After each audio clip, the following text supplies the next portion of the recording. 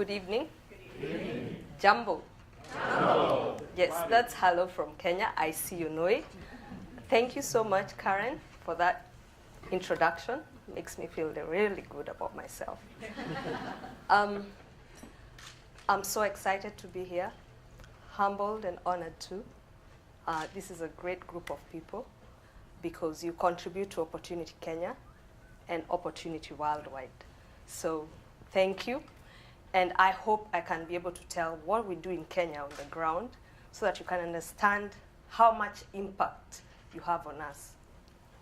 Poverty in Kenya is like something like 46%, living below the poverty line, without sanitation, without food, without just basic things like education. It is something that is close to my heart because I've worked in microfinance in the last 12 years. I have seen customers being transformed by Opportunity Kenya loans.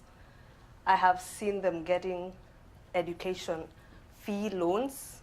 I have seen them getting asset finance loans. And I've seen them also getting individual loans as they grow.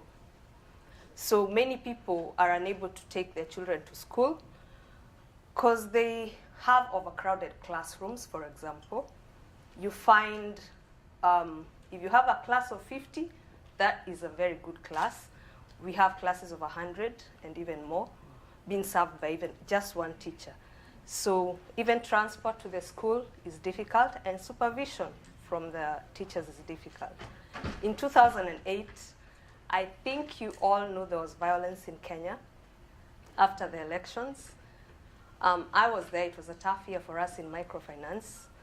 I think I started the year as a branch manager with a portfolio at risk of 20%, something I'd never seen in my life. That, of course, continued to affect us over the years. And this year we also had an election. And much as we didn't have violence, what we did have this year is a lot of tension. It was held on March 4th, the election, but for a whole week, when the electronic system failed, we waited and waited for the election results. So that's the kind of uncertainty and tension I'm talking about in Kenya. In Kenya, we have 5.1 million in loans. As regional manager, overseeing the branches in the capital city, 5 of them, I have 4,000 customers under me. The other region has 6,000 customers, 6 branches. We expect to close at 12,500 by end of this year. As our target, we are currently at 10,000 and growing very well. We have also a strategy to close at 30,000 customers by the year 2015, so I'll be glad if you help us get there. I'll give a client story. I think I have 2 of them for today. I have very many favorite customers, very phenomenal people, but I'll just stick to 2 for today. This is Penina. I like to say I discovered her because I was going to see her taxis and she gave me a business card and I discovered she's doing just more than taxi and salon business. So she did several loans with us, started her taxi business, her salon business, only to discover that that is not all she does. She also has an NGO, which she's the managing director herself.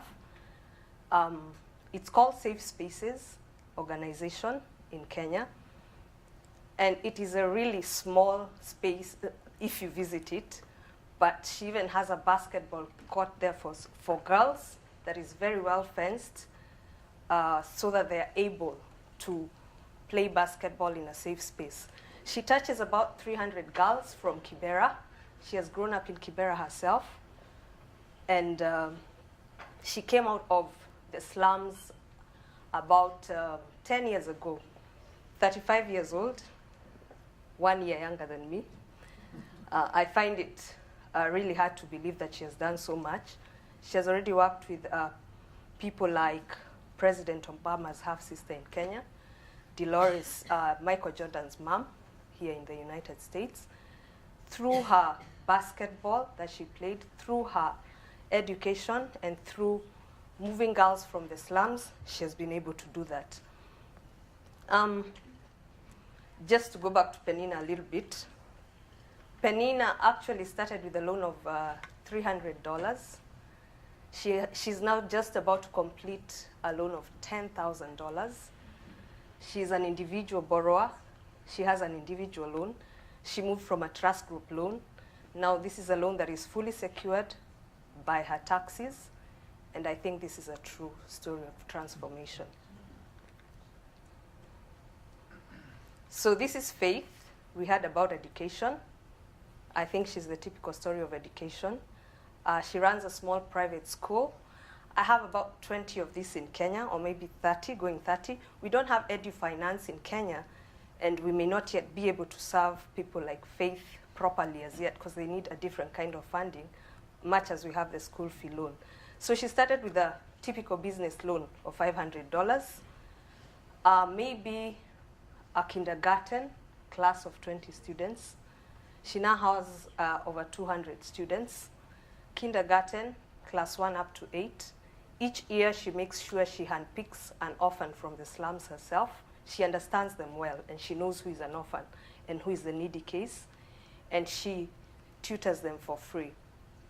One of the things she makes sure she does every year is, or not every year, every day, is to provide food for those children, because they're desperate, most of them. The only meal they'll get in a day, and actually attracts children to private schools when they get food. And private school is what you can see. She's standing outside her school. I visited a public school in Dallas, I think a few days ago, and I was stunned because I've never seen anything like that in Kenya. So this is a private school, and I can imagine how maybe a private school looks here. So sometimes she'll find the children don't come to school.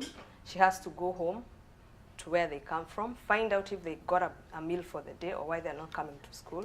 She may find them sick, unattended, because whoever was with them has gone off to work to look for something. She'll take them in, take care of them, nurse them, sometimes take them home.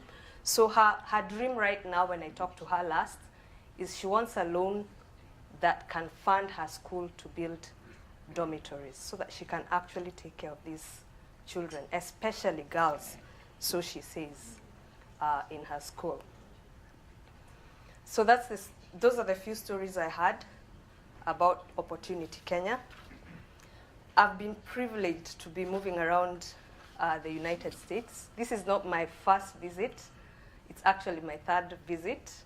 I'm the envy of many Kenyans, I must say.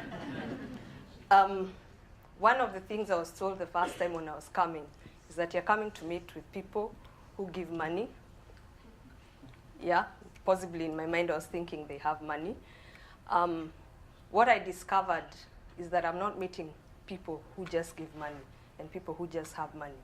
It's people who understand what we do and know the cause that they're giving for.